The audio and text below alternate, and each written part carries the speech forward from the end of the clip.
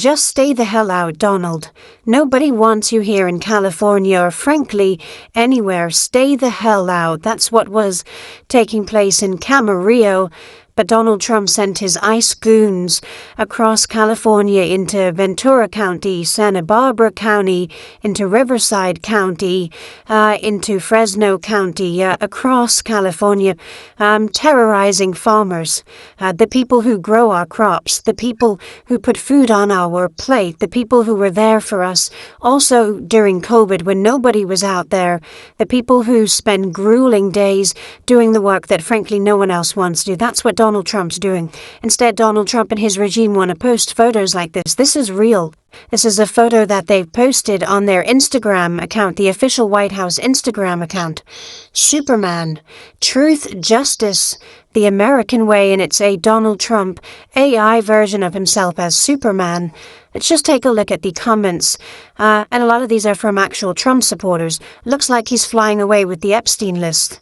Truth, justice, as a 3-time Trump voter, I'm very disappointed with this entire administration. This is quite literally what we were taught about propaganda in middle school. Lots of photos of Epstein, lots of photos of Trump and Epstein. Cool poster, but where is the Epstein list? How can people take this administration seriously? What is this? Someone else wrote, the most childish administration of all time. Someone else wrote, I'm still convinced a 15-year-old boy with a Chat GPT subscription is in charge of this account. It is humiliating, but let's show what Donald Trump really looks like. Decrepit. Sickly, with all of that orange, disgusting paint on his face. This is what a sick, deranged lunatic looks like. Just look at his face right there as he goes and humiliates the United States to the rest of the world. He posted this letter on social media to our great ally Canada, which Donald Trump continues to attack and calls the 51st state and says that he wants to annex and take over. He says he's imposing a 35% tariff on Canadian products, and if Canada imposes any type of retaliatory tariff, that percentage will be added to the tariffs that the United States is imposing on Canada. And Trump says that he will keep the tariffs on Canada until they stop sending fentanyl into the United States and killing Americans. They are not sending fentanyl into the United States and killing Americans. This is like what Putin says about Ukraine. Denazification, and that's what he uses to justify annexation right there. Just take a look at Trump's letter so you see how disgusting and disrespectful it is. Donald Trump writes, it is a great honor for me to send you this letter in that it demonstrates the strength and commitment of our trading relationship and the fact that the United States of America has agreed to continue working with Canada despite Canada having financially retaliated against the United States. What do you mean, continue working with Canada? They're our neighbor, you idiot. They give us energy for us to live here, you idiot. There has been a major trading relationship with them. We've been best of allies for Seoul. What are you talking about? We are going to continue to work with you. What do you think this is?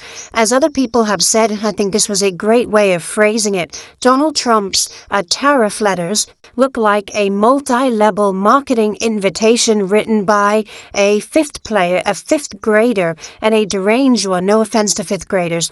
Trump goes on to say, as you will recall, the United States imposed tariffs on Canada to deal with our nation's fentanyl crisis, blah, blah, blah, blah, blah. I'm not even going to read anymore. You understand how deranged it is. Also, the NASDAQ futures fell off a cliff 15 minutes before Trump announced new tariffs on Canadian imports, and then bottom out.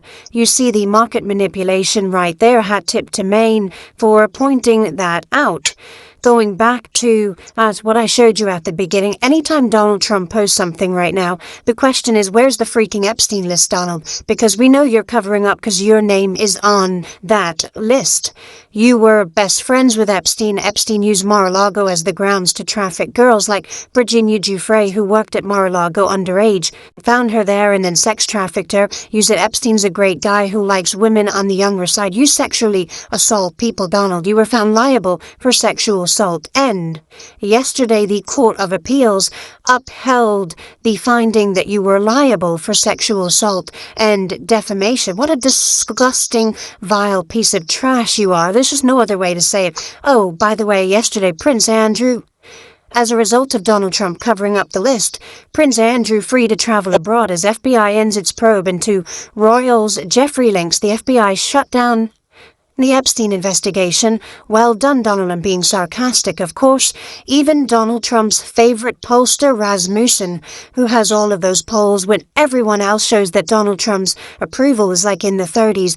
Rasmussen now has Donald Trump -2, falling from +8 in June to now. So it was a -10-point drop from the most far right-wing of right-wing pollsters. When you're -2 on Rasmussen and you're Donald Trump, no bueno, no bueno. Oh, and here's some polling. Do you think Trump was involved in crimes committed by Epstein? 40% of the people say yes.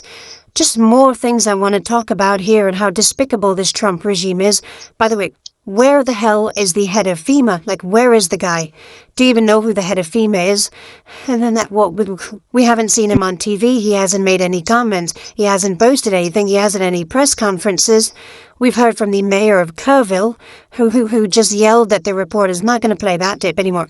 Oh, and by the way, here's the head of counterterrorism, a 22-year-old kid who, a few years back, the police was called on him. He was 18 years old, and he was in a love triangle with a 16-year-old girl.